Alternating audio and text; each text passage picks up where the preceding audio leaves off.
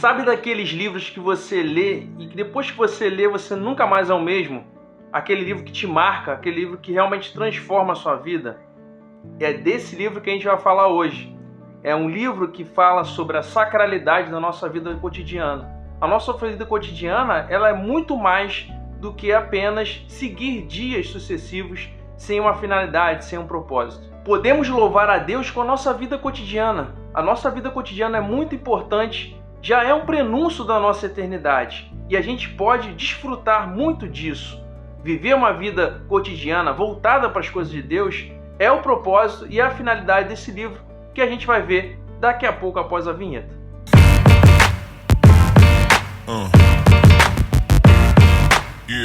Sejam todos muito bem-vindos ao nosso canal. Meu nome é Jonatas Martins e a gente está aqui iniciando mais um vídeo aqui do nosso canal, falando aí sobre teologia, falando aí sobre leituras e falando principalmente hoje sobre uma resenha de um livro que a gente vai falar daqui a pouquinho aqui no nosso canal. Se você não é inscrito, não se esqueça de se inscrever aqui no nosso canal, ativar o sininho para as possíveis notificações aí futuras e não perder nenhuma das novidades aqui do nosso canal. Hoje a gente vai fazer um vídeo sobre a resenha de um livro muito famoso, que é o livro Liturgia do Ordinário. Esse livro, Liturgia do Ordinário, foi escrito por Tish Warren, que é uma mestranda formada aí no Gordon Cohen Seminary, e ela também é uma pastora da igreja anglicana. Igreja comum aí no Reino Unido, né, na parte da Inglaterra, e ela é uma pastora nessa área, e além de escrever vários artigos para a revista The Well, né, uma revista muito famosa por lá, e ela é uma grande escritora e ficou muito famosa por esse livro. O livro Liturgia do Ordinário, ele segue uma estrutura muito básica que ela vem trazendo, que é uma estrutura mais ou menos de um dia a dia comum. Um dia a dia que a gente acorda, a gente vai lá, faz nossas atividades iniciais ali do dia, toma um banho, toma um café, arruma a cama, e aí você vai e segue cuidando ali do seu dia, faz seu devocional, vai para o seu trabalho, segue o seu dia ali, trocando e-mails, trocando informações, né? Ao final do dia você retorna para casa, você conversa com os amigos e por fim também você durante ali o dia você vai dormir. Então tem essa estrutura básica do dia a dia. O grande interesse desse livro é que ela faz esse contraponto do dia a dia com a liturgia da igreja anglicana. Uma liturgia que parece muito com as igrejas reformadas, né? Com algumas diferenças, mas que vem trazendo uma liturgia de um culto lá litúrgico, da questão dos sacramentos, né, do batismo, da ceia. E ela vem fazendo esse contraponto com o nosso dia a dia. Ela vem trazendo essa dinâmica de fazer a equiparação, fazer um tipo de alegoria em cima da liturgia anglicana com o dia a dia. Por isso que o nome é Liturgia do Ordinário. É trazer as nossas questões ordinárias, o nosso dia a dia comum, para uma ideia litúrgica, para uma ideia de adoração, para uma ideia de adorar a Deus por meio das nossas ações diárias. E daí que vem o título Liturgia do Ordinário, tá? Esse é um resumo básico do livro. Para você que quer saber mais aprofundadamente, você continua assistindo esse vídeo. Galera, alerta de spoiler para vocês. Se você não quiser mais saber a partir de agora, vou trazer um spoiler, que vão ser trechos dos capítulos desse livro. Para você, poxa, fiquei mais interessado, quero saber mais. Continua assistindo agora esse vídeo, tá? Para você ter mais conhecimento sobre o que ela vem falando nesse livro. E eu vou destrinchar mais ou menos cada capítulo. São 11 capítulos desse livro do Liturgia do Ordinário. E a gente vai agora, nesse momento, dar um tópicozinho, um pouquinho de cada capítulo, para você ficar com um gostinho, uma água na boca para saber mais sobre o livro. O prefácio de Andy Crouch, ele já vem trazendo um pouquinho da liturgia, né, do nosso dia a dia, a liturgia do nosso culto. Ele vem falando que coisas comuns são aplicadas no culto, né? O culto é feito de água comum, de pessoas comuns, de elementos comuns do sacramento, que é o pão e o vinho. Isso vem mostrando que dentro da nossa liturgia cultica existe realmente a ideia do ordinário, né?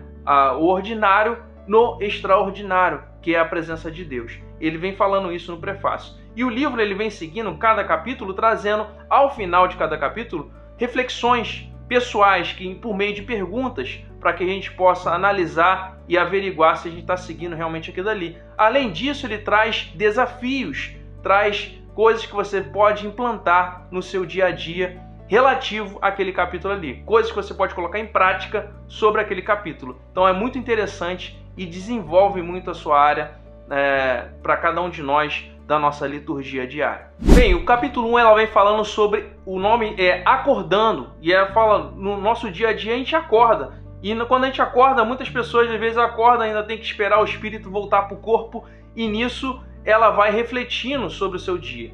Ela vem fazendo um contraponto no livro e dizendo acordar para mexer no celular. E isso muitas pessoas às vezes fazem. Mas ela, ao longo do tempo, ela foi mudando esse hábito. E isso fica também um alerta para nós, que devemos mudar esse hábito de já acordar, já mexer no celular, querer saber das notícias. Então ela mostrou que mais importante disso é ter contato com o Senhor. Mais importante do que isso é refletir sobre as coisas de Deus. Então, às vezes, ela fica deitada na cama e refletindo sobre as coisas de Deus. Nem pega, às vezes, na Bíblia, mas faz ali uma breve oração inicial. E isso ela faz o contraponto na ideia da liturgia de culto com o batismo. O batismo é o ponto inicial da nossa carreira de fé. É o ponto inicial da gente ter essa comunhão com Deus.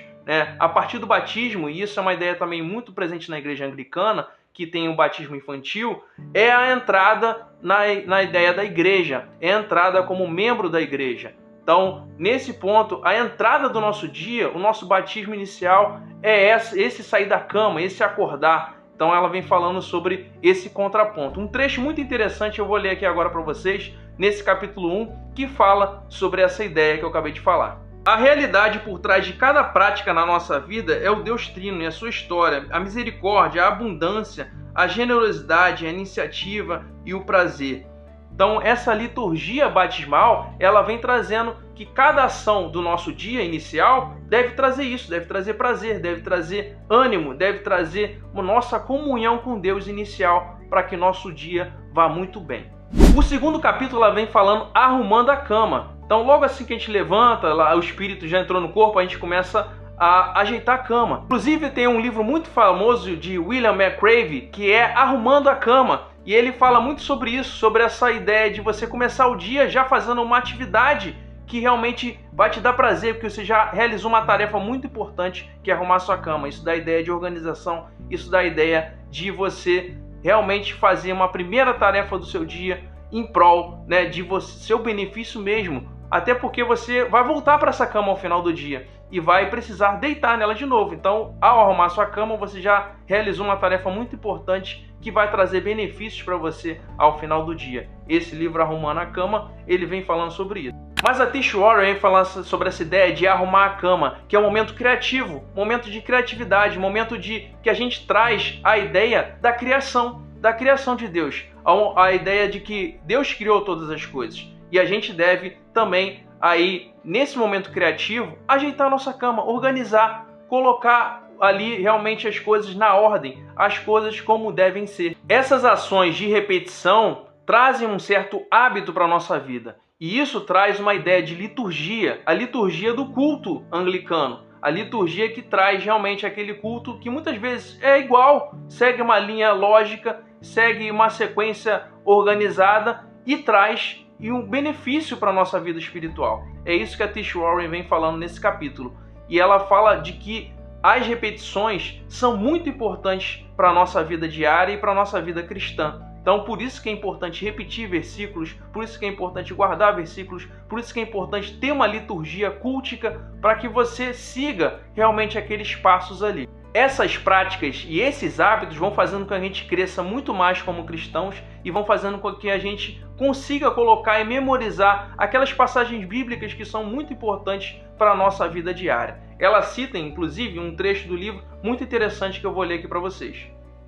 Todos os dias somos moldados, sabendo ou não, por práticas rituais e litúrgicas que nos tornam quem nós somos. Então, essa repetição, essa ideia da nossa liturgia, arrumar a nossa cama, uma atividade simples, já é uma forma de agradecer a Deus. Muita gente às vezes pode estar arrumando a cama irritado, chateado por aquele dia, mas arrume a cama com a ideia de louvor, com a ideia de realmente você dedicar a Deus a sua devoção. O terceiro capítulo vem falando escovando os dentes. É uma atividade do nosso dia também que a gente faz inicialmente. Logo ao acordar, a gente vai lá, toma nosso café, escova os dentes, ou escova os dentes, toma um café, tanto faz. Mas tem que escovar o dente. E esse é o ideal, que escove os dentes.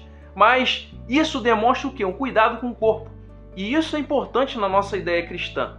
O corpo, ele não é dissociado do espírito. O corpo é importante, né? Como ela cita nessa parte aqui do livro, que eu vou mostrar para vocês, ela fala o seguinte: o cristianismo é uma fé completamente corpórea, ou seja, Cristo veio em carne, Cristo veio em corpo, esteve entre nós de uma forma corpórea. Então o corpo, ele importa. Na ressurreição que haverá no fim dos dias, o corpo vai ser ressurreto. Então o corpo, ele tem que ser cuidado, ele tem que ser moldado. E no capítulo 3, que a Tish Warren, ela vem apontando que o corpo ele é importante. Não só da gente conservar ele com hábitos de higiene, mas também para níveis de adoração. Né? Adoramos com o corpo, adoramos com a nossa voz, adoramos com as nossas mãos, adoramos com os nossos pés. Então, tudo que tem fôlego, louve ao Senhor. E louvamos ao Senhor com o nosso corpo, com as nossas atitudes, com as nossas ações. Por isso que a pornografia ela é tão maléfica para nós, porque ela envolve a questão do corpo, como lidamos com o corpo. E isso é muito ruim, você trabalhar com a pornografia por conta disso, porque você vai estar quebrando essa ideia do corpo ser uma coisa muito importante na adoração ao Senhor. No 4º capítulo, ela vem falando sobre perdendo a chave. E aí, muitas vezes a gente está no nosso dia a dia, a gente perde a chave, né? Eu, por exemplo, eu perco bastante a chave no meu dia a dia. Minha esposa sabe muito bem disso e hora ou outra ela me chama atenção por conta disso. Perder a chave é comum, é normal. Demonstra a nossa fragilidade, demonstra que no nosso dia a dia pode haver intercorrências que a gente não está planejando. É isso que a Tish Warren vem falando nesse capítulo 4, que as coisas acontecem na nossa vida sem a gente planejar. E está tudo bem. E isso pode acontecer. Perder a chave mostra a nossa falhabilidade, mostra que em determinados momentos a gente vai falhar, a gente vai errar e tá tudo bem, né? Como ela coloca nessa citação aqui que eu vou mostrar para vocês. Aqui é onde eu me vejo no dia ordinário e aqui na minha raivinha e irritabilidade é onde o Salvador se digna a me encontrar.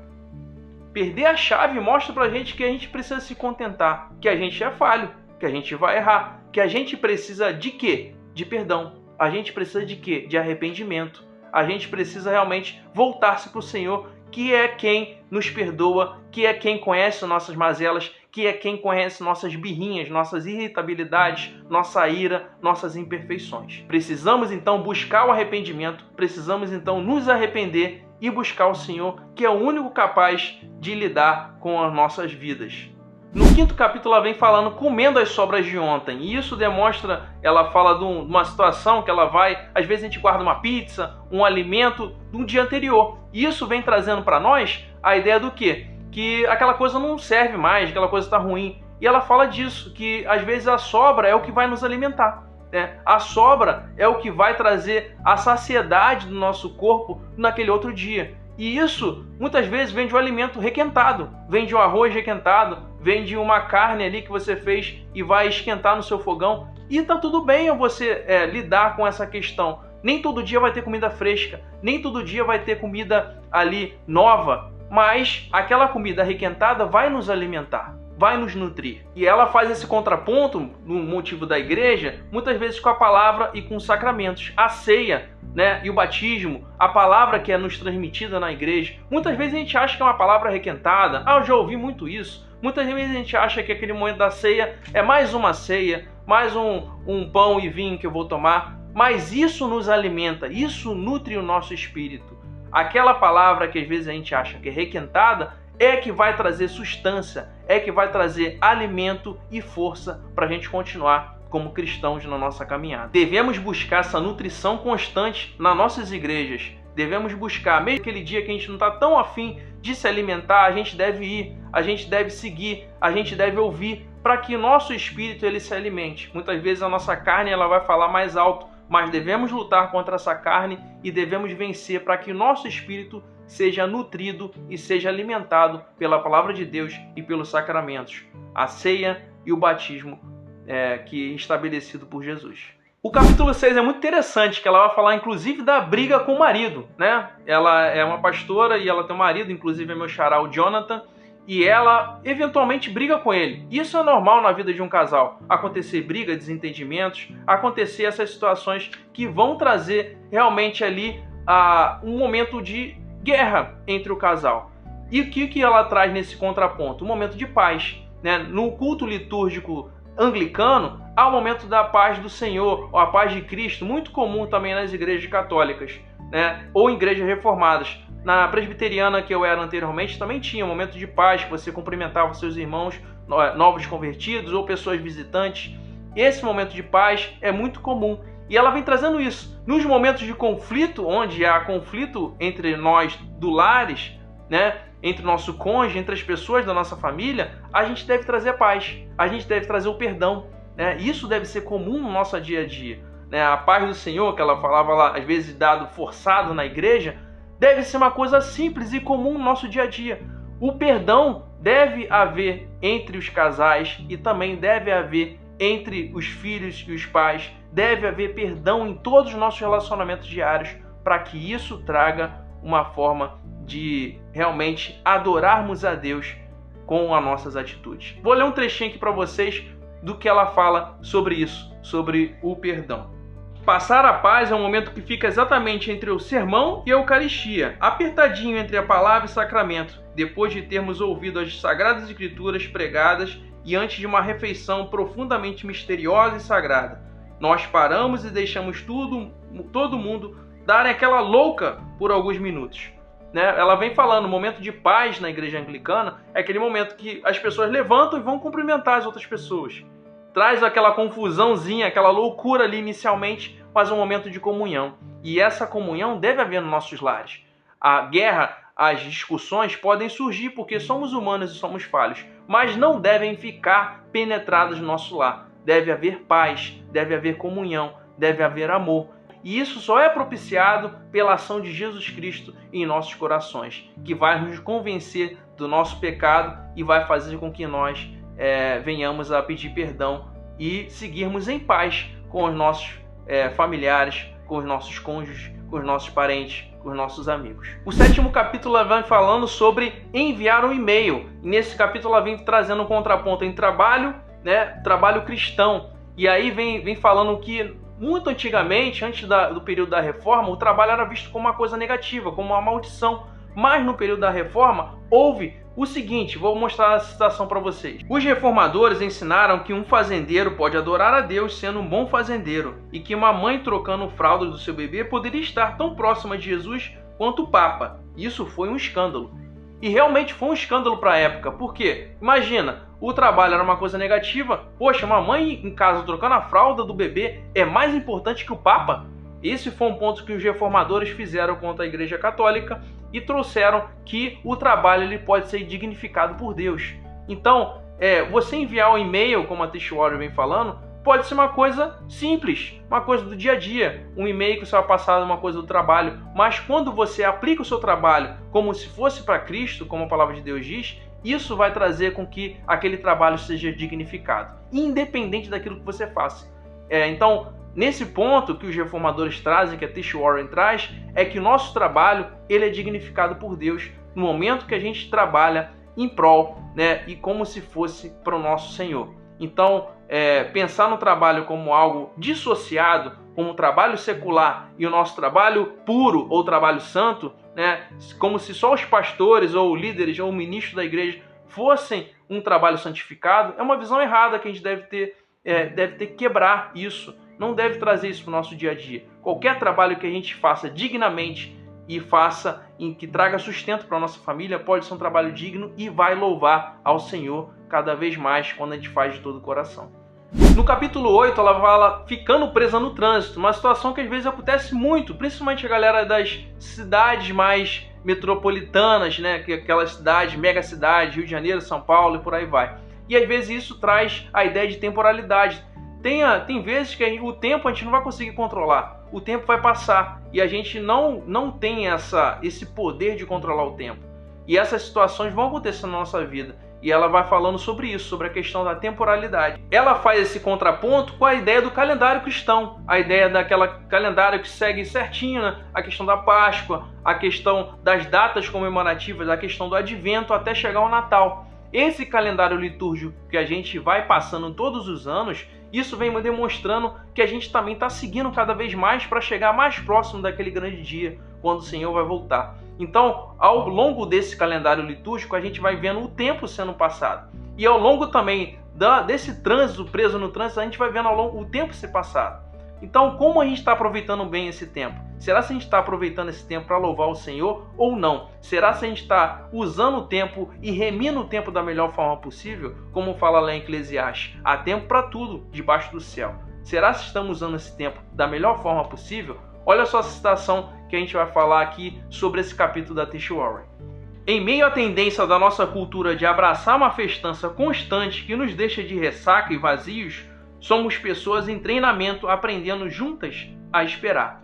Ficar preso no trânsito faz com que a gente espere e realmente seguir esse calendário litúrgico, né, a todo ano, Páscoa, seguindo o calendário litúrgico, a ressurreição de Cristo, e vai até chegar o advento, e vai chegar o nascimento de Cristo, e vai lá, começa tudo novamente, batismo, e seguindo esse calendário cristão, a gente está vendo, esperando, aguardando aquele tão sonhado dia em que nosso Senhor Jesus irá voltar. Né? Em vez de a gente seguir essa loucura nos nossos dias a dias de fazer as coisas sem pensar, que a gente venha remir o nosso tempo e as nossas atitudes para que o Senhor seja louvado no nosso dia a dia. No capítulo 9, ela vem falando sobre ligando para uma amiga. E aí na questão da ligar para uma amiga, vem falando da questão da comunhão, né? Da questão de você ligar, às vezes liga para um parente, para um pai, para um tio, para um primo. E isso vem falando da questão de comunhão, de conversa, de bater o papo, de realmente colocar aqueles pensamentos que a gente tem para outras pessoas. E isso é muito importante no contexto de igreja. Então, fazendo esse contraponto com o contexto de igreja,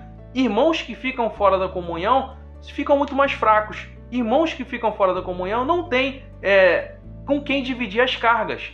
E ela vem falando sobre isso nesse capítulo 9. Olha só a citação que eu vou mostrar para vocês. Os cristãos, ao longo da história, quer sejam protestantes, católicos ou ortodoxos, confessam que é impossível ter um relacionamento com Cristo fora de um relacionamento vital com a igreja, o corpo e a noiva de Cristo. Então, estar em igreja é muito importante, porque na igreja a gente canta, a gente louva, a gente está em comunhão, cada amém, cada aleluia que é professado entre os irmãos, a gente se liga e se une em prol da adoração a Cristo. E é isso que será o céu, juntos adorando a Cristo. Então, nesse momento, quando a gente liga, como ela fala da ligação, quando a gente entra em comunhão, quando a gente conversa, a gente coloca nossos anseios, é como a gente está compartilhando do relacionamento que temos com o outro. Como Jesus falou, amar a Deus sobre todas as coisas e ao próximo como a ti mesmo. E isso vai trazendo realmente aí essa ideia de comunhão, essa ideia de amor ao próximo. Chegando aí no penúltimo capítulo, ela vem falando sobre bebendo chá, que é um momento ali de você introspecção, de você realmente apreciar um chá, de você degustar aquele chá, de um momento assim de você curtir aquele momento. Muitas vezes a gente nesse corre do dia a dia, a gente não curte o momento. A gente come as coisas rápido, a gente toma as coisas, bebe rápido, não degusta, não sente aquele paladar, não usa os sentidos para aquela situação. E isso ela vem falando nesse capítulo 11, que a gente deve apreciar aquele momento presente. Por exemplo, um belo chá, que é muito comum ela tomar lá no Reino Unido, é comum eles tomarem bastante chá, mais até do que café. Então, é um momento que ela fala de deleite para ela. E isso que a gente deve fazer também no nosso culto. Muitas vezes a gente vai para a igreja ou vai para uma situação de adoração a Deus e a gente não curte aquele momento. A gente está lá, mas está com a cabeça lá longe. Está na igreja, mas está pensando no que vai vir depois. E não desfruta aquele momento de comunhão com Deus e com os irmãos. Então, nesse momento de comunhão, da gente desfrutar com os irmãos, a gente deve fazer o que ela cita aí no livro, que a gente vai ler aqui agora. Nós provamos, nós cheiramos, nós ouvimos, nós vemos, nós sentimos, nossos sentidos tomam vida no culto. E realmente é isso. Na igreja anglicana é muito comum ter incenso no culto. Então lá eles sentem realmente o cheiro. Ela mesma fala que muitas vezes esse cheiro de incenso remete à ideia de culto para ela. Então isso é muito comum aí no momento cultico dela. Então realmente às vezes a gente vai no contexto de igreja e a gente não desfruta daquele momento ali. Desfruta daquele momento de comunhão, não realmente entra de cabeça, vive aquele momento como de adoração a Deus. A gente às vezes desperdiça isso com outras coisas, com outros pensamentos, com outras preocupações. E isso a gente deve realmente refletir e pensar como a gente deve estar fazendo isso diante de Deus. Culto deve ser um lugar de apreciação, de beleza, de adoração, de engrandecimento do Senhor. Será se estamos fazendo realmente isso? Será se estamos indo praticamente como uma ideia, às vezes, automática? Ou estamos nos deleitando, apreciando o Senhor, apreciando estar na comunhão com os irmãos, apreciando cada coisa simples, ordinária que está acontecendo ali naquele culto? Então a gente deve refletir e pensar como estamos fazendo isso. E finalmente no último capítulo ela vem falando sobre descanso. Realmente, se descanso fosse uma coisa tão fácil, não seria um mandamento, não seria um dos mandamentos, tirar o dia do sábado para o descanso. E isso ela vem falando que nós devemos aprender a descansar no Senhor. Nós devemos aprender a realmente colocar nossas cargas diante de Deus para que a gente tenha aí um verdadeiro descanso das nossas dificuldades, das nossas aflições, dos nossos anseios, das nossas ansiedades. Ela vem falando uma citação muito interessante aqui no livro e eu vou estar lendo aqui para vocês sobre esse assunto. Os nossos limites corporais são o nosso principal lembrete diário de que somos nada mais do que pó. Nós vivemos uma unidade frágil e vulnerável. Os anglicanos, eles têm lá um livro comum lá de oração e eles utilizam esse livro durante todo o dia, de dia, ao meio-dia, à tarde e à noite, ao final do dia também, para fazer as suas orações. Eles leem aquela oração. E muitas vezes isso, muita gente fala, vai ler uma oração, faça sua própria oração. Mas são orações de puritanos, são orações de irmãos do nosso passado que fizeram ao Senhor. E muitas vezes a gente pode usar isso como um nosso guia para a oração. E é importante que a gente realmente coloque sobre o Senhor os nossos anseios, tanto no nosso dia como ao final do nosso dia. E essa ideia do descanso vem trazendo isso, Finalizando esse dia que ela demonstra também que a liturgia, ela tem um fim. O culto, ele tem um fim, Ele tem um início, um meio e tem um fim, E realmente um dia haverá também o fim desse culto. Não só o nosso culto aqui na terra, mas o fim também da nossa vida. O nosso descanso eterno com o Senhor. Um dia essa vida haverá um fim. Um dia todos nós passaremos pela morte. E isso demonstra que, enquanto estamos chegando a esse grande dia, como temos vivido nossa vida. Como temos vivido essa liturgia do ordinário no nosso dia a dia com o Senhor.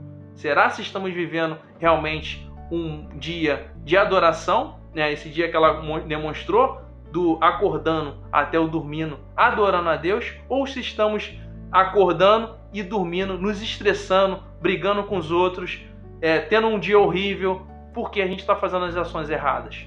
Esse livro traz um despertamento, uma ideia muito profunda daquilo que devemos refletir no nosso dia a dia. Como temos vivido a nossa liturgia diária com Cristo. Será que estamos vivendo uma liturgia ordinária, mas ordinária daquele sentido pejorativo? Isso é uma coisa ordinária, ser ordinário. Não. Ou temos vivido uma vida ordinária, simples, mas com amor, com dedicação e com devoção ao Senhor. E aí eu deixo a frase aqui que logo no início do livro ele vem falando, uma das pessoas que falam sobre esse livro. Liturgia do Ordinário é um batismo da nossa visão. Quem fala isso é Jean Pollock Michel. E ele vem falando que realmente esse livro é um batismo da nossa visão. Depois que a gente lê esse livro, depois que a gente enxerga essas coisas, a gente nunca mais consegue ser o mesmo. Porque a gente quer adorar a Deus no nosso dia a dia, com as nossas atitudes, ser melhor a cada dia. Esse é o ponto principal que esse livro vem trazendo. Se você gostou desse vídeo, não esqueça de dar um like, seguir aqui nosso canal, seja aqui um inscrito do nosso canal, ajude a gente a chegar aí a mais seguidores. Nossa meta é chegar aos 500 seguidores ainda esse ano. Se você gostou desse vídeo, manda para todos os seus amigos e pede para todos eles se inscreverem nesse canal, para que a gente cada vez mais venha fazer um conteúdo de qualidade e que possa chegar a muito mais pessoas e ajudar essas pessoas também a conhecerem a Cristo e amarem ao Senhor como a gente ama. Um grande abraço a vocês, espero que vocês tenham gostado e até o nosso próximo vídeo. Valeu, galera!